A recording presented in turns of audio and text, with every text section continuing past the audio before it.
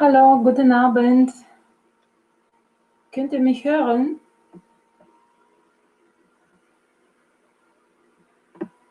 Also einen wunderschönen guten Abend aus München. Ich bin die Ina und ich werde heute die Meditation leiten. Zuerst wollte ich fragen, sind neue Leute dabei? Jemand, der das zum ersten Mal mitmacht? Kann einfach Ja schreiben. Mehr möchte ich nicht wissen.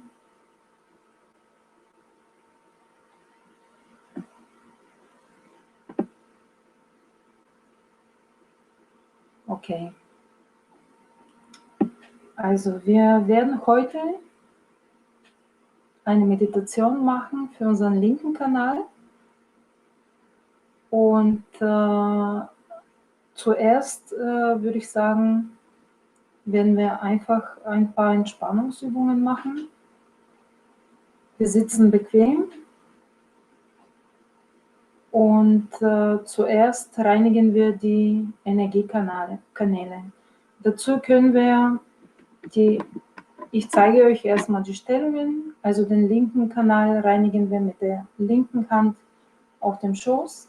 Die rechte Hand zeigt zum Boden, zur Mutter Erde. Und den rechten Kanal reinigen wir, indem wir die linke Hand hochnehmen, mit der Handfläche nach hinten zeigen und die rechte Hand bleibt auf dem Schoß offen. Für den zentralen Kanal, für den mittleren Kanal halten wir beide Hände in Höhe unseres Herzens offen. Dazu werden wir jetzt die Augen zuerst schließen, ein paar Mal tief ein- und ausatmen und uns in einen entspannten Zustand bringen. Wir schließen die Augen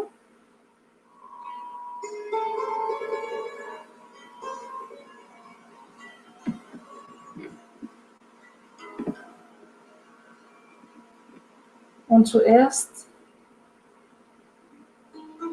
wer auf dem Boden sitzt, wir legen einfach die Hände auf Mutter Erde, oder wer auf dem Stuhl sitzt, der lässt die Hände nach unten Richtung Erde fallen.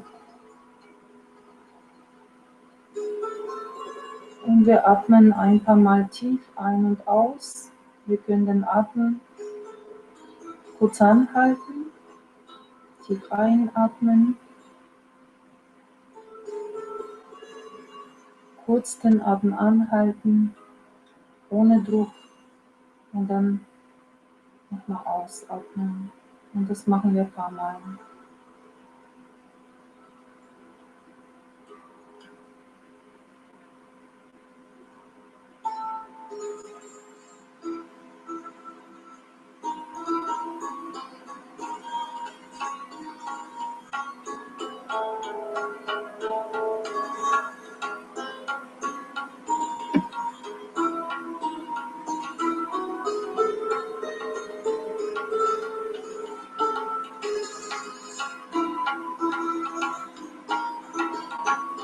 Wir können dazu sagen: Mutter Erde, bitte absorbiere alle Negativität von mir und transformiere sie.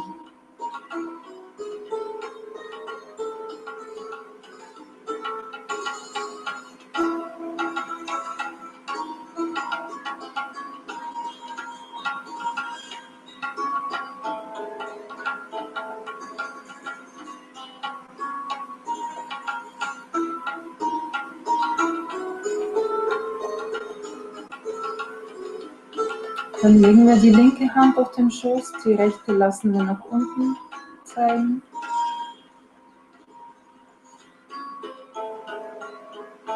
Und wir reinigen hier unseren linken Kanal.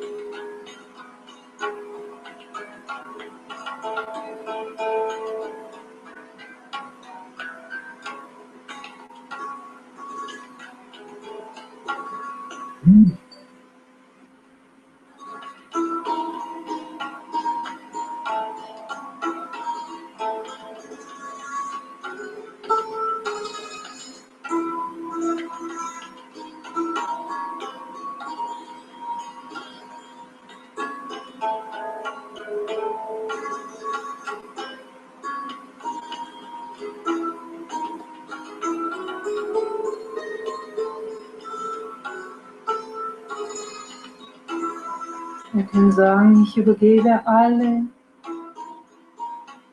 negativen Emotionen und alles, was mich aus der Vergangenheit belastet, übergebe ich der Mutter Erde.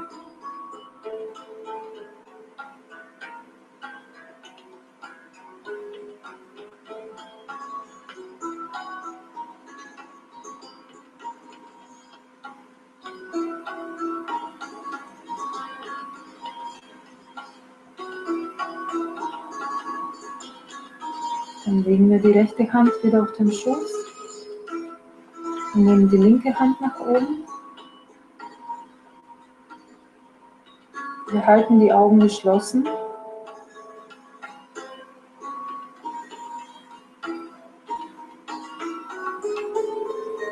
Und hier können wir das Element Äther bitten.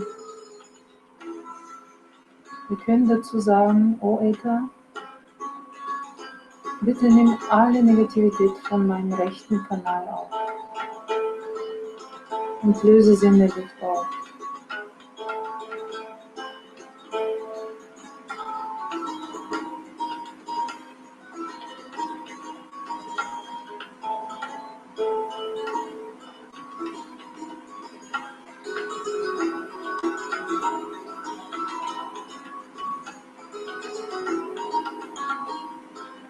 Wir können hier dazu sagen, ich übergebe alle meine Sorgen für die Zukunft,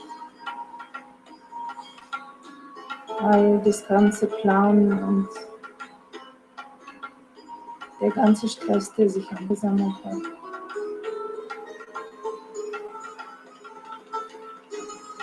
Gebe ich einfach ab.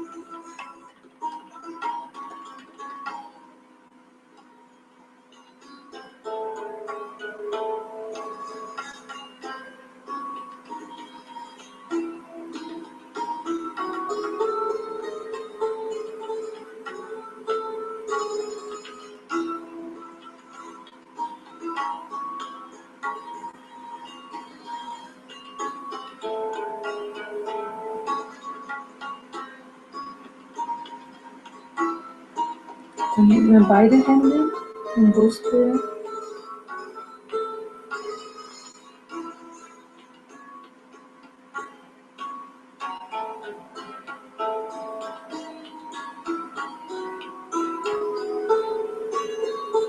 Und hier können wir unsere Kundalini-Kraft bitten. Hier können wir sagen, oh Kundalini, bitte bringt mich in meine Mitte. Bitte bringt mich in Balance. Bitte reinige meinen Zentralkanal, so dass ich in Hier und Jetzt sein kann. Gedankenfrei.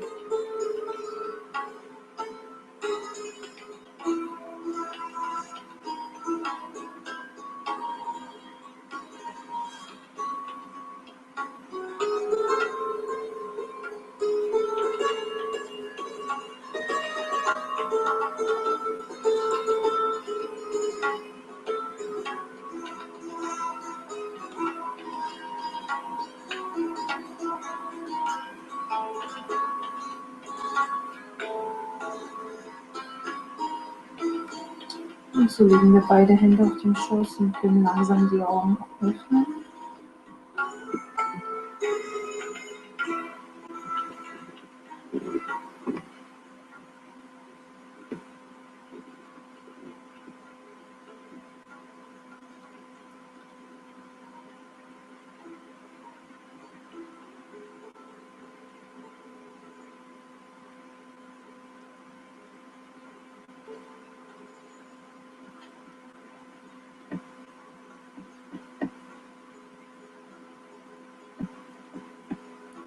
Wie wir wissen, ist unser linker Kanal unser weiblicher Kanal, unser Mondkanal. Und das ist der Kanal der Emotionen, der Kanal unserer Wünsche. Und wenn wir beide Kanäle miteinander vergleichen, den rechten und linken, so haben wir diese Yin und Yang in uns, so wie der linke Kanal, der eher emotionale Kanal ist, und der rechte, der aktive, der unsere Wünsche in die Tat umwandelt. Und um den linken Kanal zu reinigen, wenn sich zum Beispiel zu viele Emotionen ansammeln, wir zu viel an die Vergangenheit denken oder sehr empfindlich sind über Kritik oder uns sehr schnell als Opfer fühlen, also attackiert fühlen, dann belasten wir unsere linke Seite, also unseren linken Kanal. Und in Sahaja Yoga gibt es Techniken oder Treatments, die uns auch helfen, wieder diesen Kanal in Balance zu bringen. Weil das Ziel ist immer in der Mitte zu sein, also in Hier und Jetzt zu sein und nicht nur an die Vergangenheit zu denken, zum Beispiel, was wir mit dem linken Kanal oft machen. Und da gibt es zum Beispiel eine Reinigungstechnik. Den linken Kanal kann man am besten mit Feuer reinigen, mit dem Element Feuer. Und das kann ich euch auch kurz zeigen. Wir können einfach eine Kerze anzünden.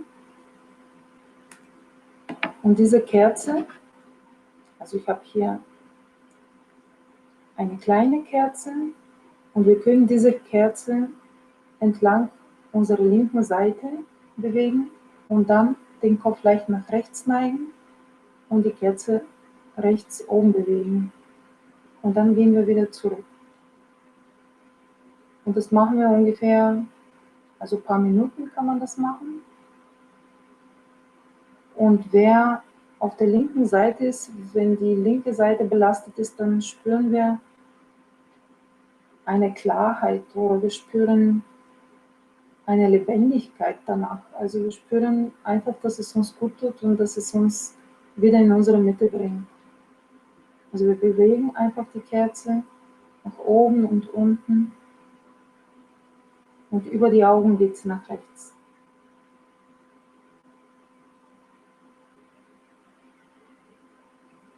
Das wäre ein Treatment für die linke Seite. Und dieses Treatment kann man immer machen, wenn man sich erschöpft fühlt, zum Beispiel wenn man lethargisch ist, depressiv oder einfach antriebslos ist. Ja. Was noch hilft, ist immer Futsal. Futsal kann man jeden Tag machen, also wir machen das meistens.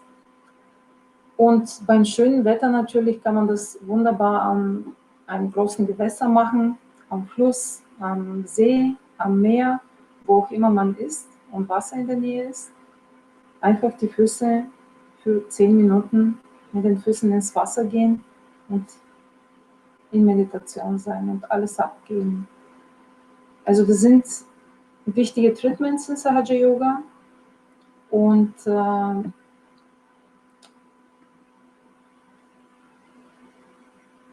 wichtige Aspekte natürlich, wenn wir die einzelnen Chakren betrachten, jedes Chakra hat einen linken und einen rechten Aspekt. Und einer der Aspekte ist unser Navi-Chakra. Darüber werden wir heute ein bisschen mehr erfahren. Und hauptsächlich über den linken Aspekt, weil wir über den linken Kanal reden. Und welche Aspekte hat unser linkes Navi-Chakra? Das Navi-Chakra ist das Chakra der Suche. Zuerst fängt es mit der Suche nach Nahrung an, Suche nach materiellen Zielen, die man verwirklichen möchte. Und irgendwann, wenn alle Wünsche erfüllt sind, kommt man in die Situation, wo man sich fragt, wer bin ich? Was ist der Sinn meines Lebens? Und das ist die wahre Suche eigentlich. Die beginnt, wenn man meistens keine anderen Wünsche mehr hat. Man fängt an, nach dem Sinn des Lebens zu suchen. Navi-Chakra ist mit dem Element Wasser verbunden und Feuer. Und auf der linken Seite haben wir den Aspekt der Hausfrau,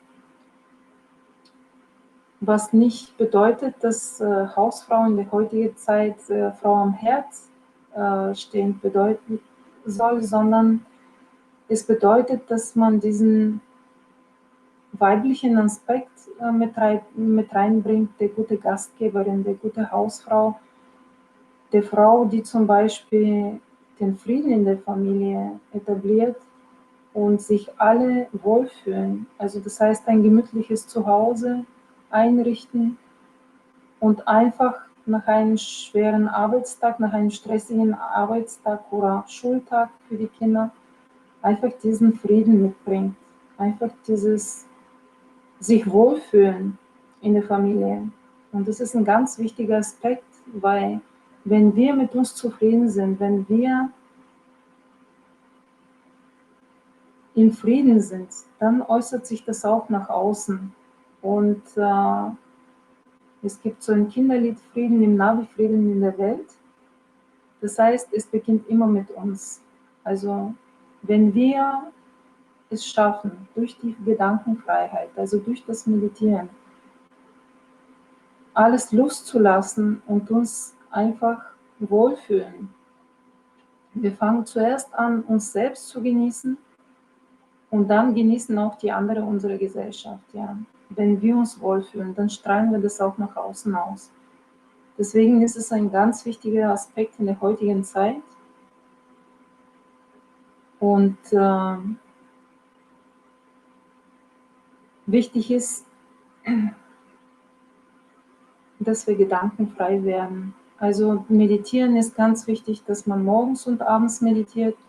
Und das Ziel ist, dass man in Meditation ist. Also dass man versucht, so wenig wie möglich zu grübeln. Nachdenken müssen wir. Wir müssen auch beruflich aktiv sein. Aber Gedanken, die unnötig sind an vergangene Sachen, die uns verletzt haben zum Beispiel, oder uns Sorgen wegen der Zukunft zu machen, wir können das nicht hier ändern. Wir können nur in hier und jetzt balanciert sein, versuchen, alles wegzulassen und in Harmonie zu sein. Und dann kann sich das langsam entwickeln und diese Balance in uns erschaffen, die wir auch nach außen ausstrahlen. Und das ist ein wichtiger Aspekt, weil wenn wir alle mit uns in Frieden sind, dann wird es auch keine Kriege mehr geben.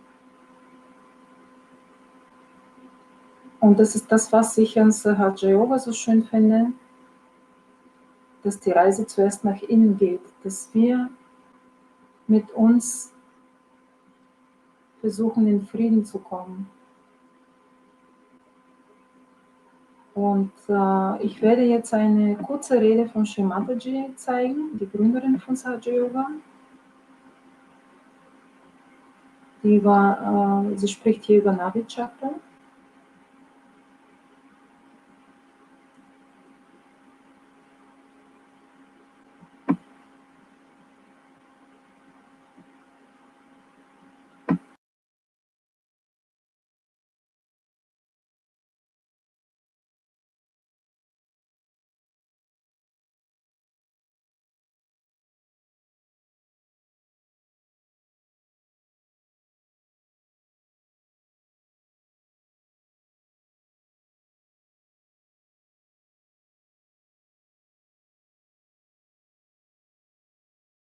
Now the left side is the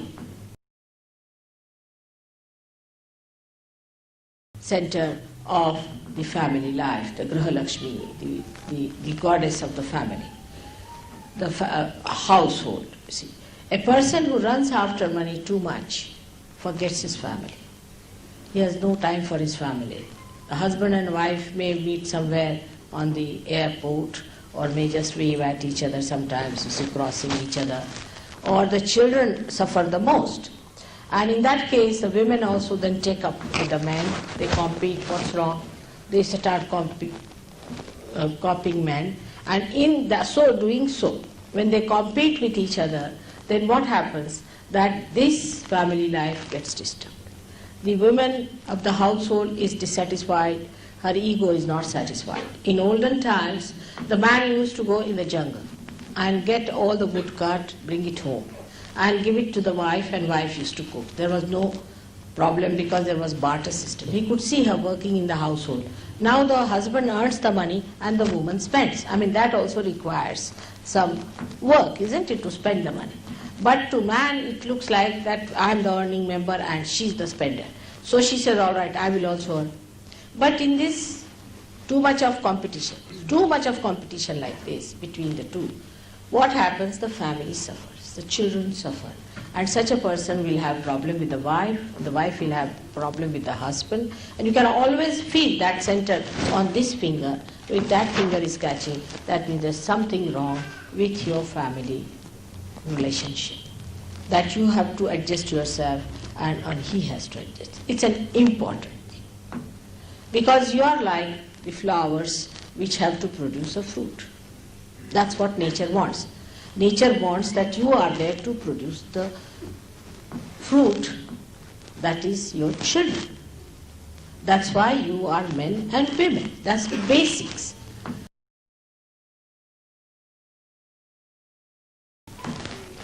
Now this Graha Lakshmi's center is on the left hand side, and the another is Raja Lakshmi center is on the right hand side.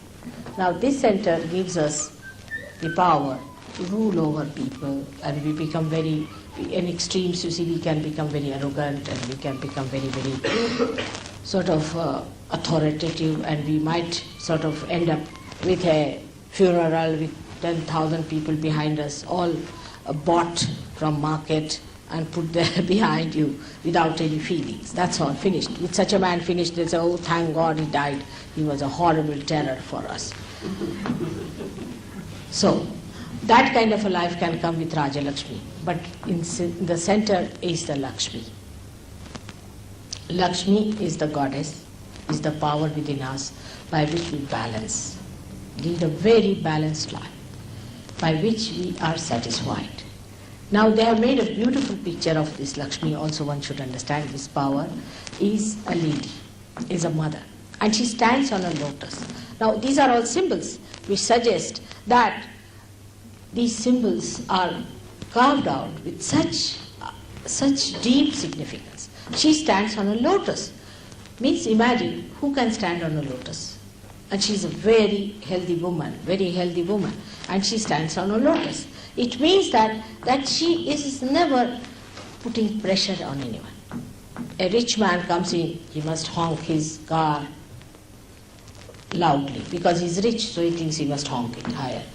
And a rich man must go in a big limousine or some sort of a thing to show off that he's very rich. If he comes to any program or they must sit in front, he should have the front seat, and he makes him known everywhere. Everybody must feel the weight of the rich man. He can run away with 10 wives of somebody, and he can have a big boat for himself, and he can get any number of women there, and he can spoil any families he likes because he's rich.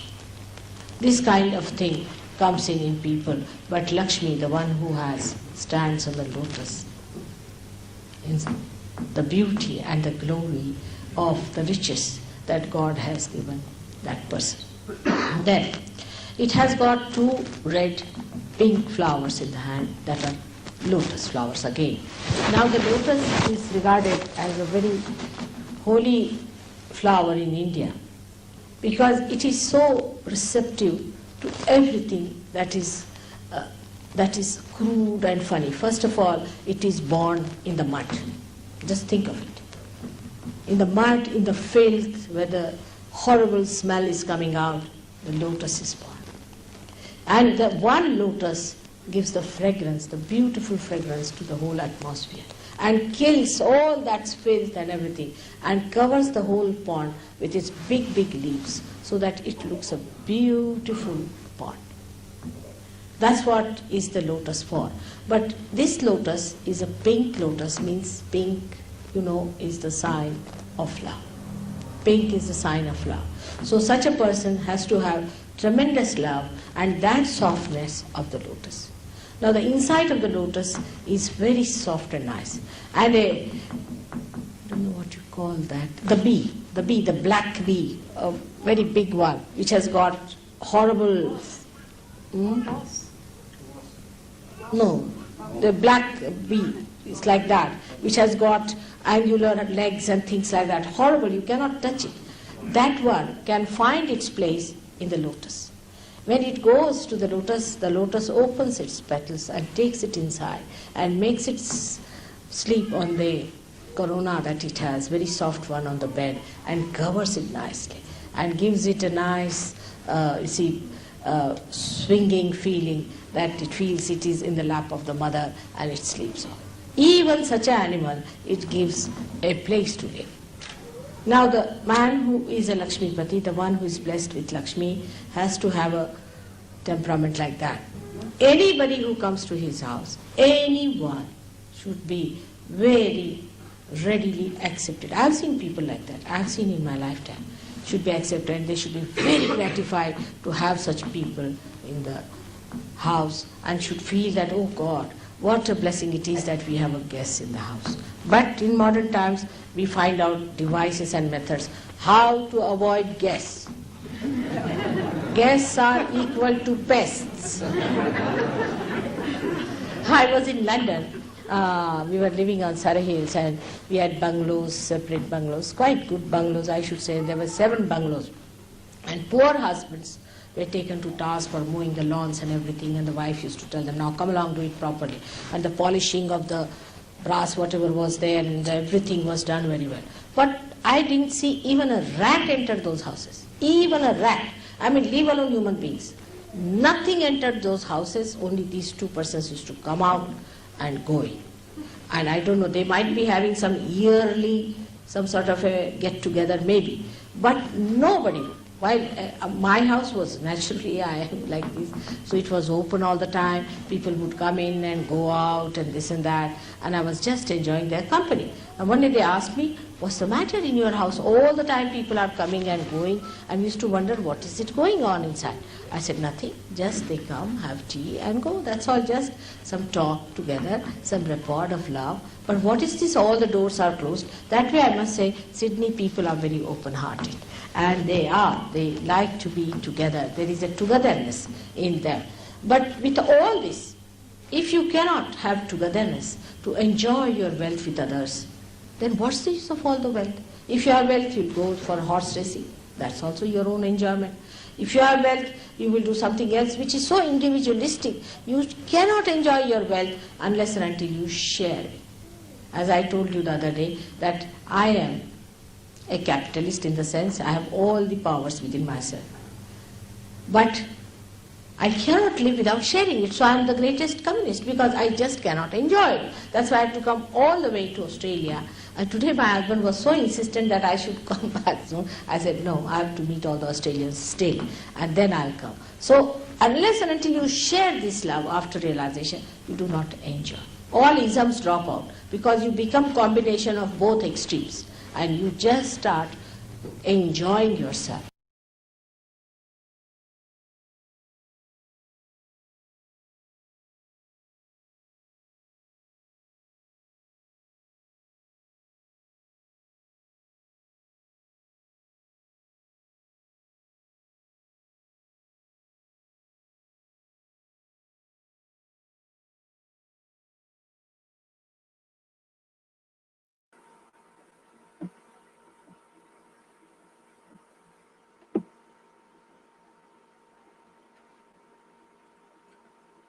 Also es gab deutsche Untertitel, aber leider hat es nicht geklappt heute mit dem Video. Ich würde sagen, wir meditieren. Möchte jemand übersetzen, kurz, was Shri Mataji dazu gesagt hat? Da hat sich jemand eingeschaltet.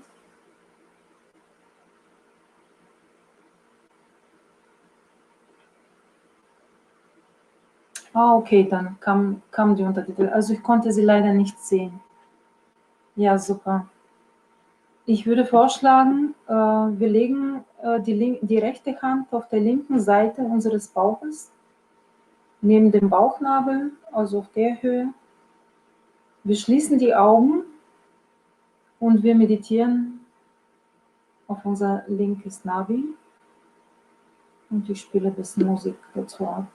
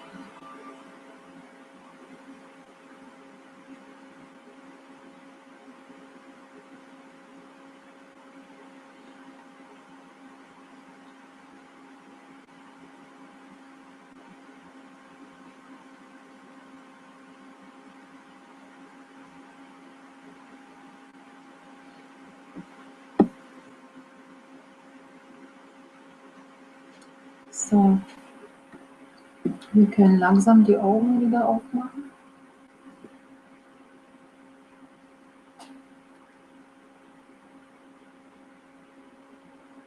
Genau.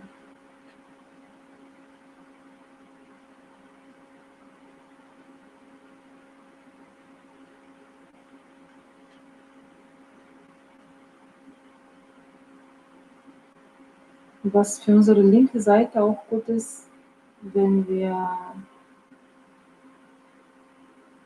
zum Beispiel oft sehr müde sind und oft antriebslos sind, Sport hilft auch.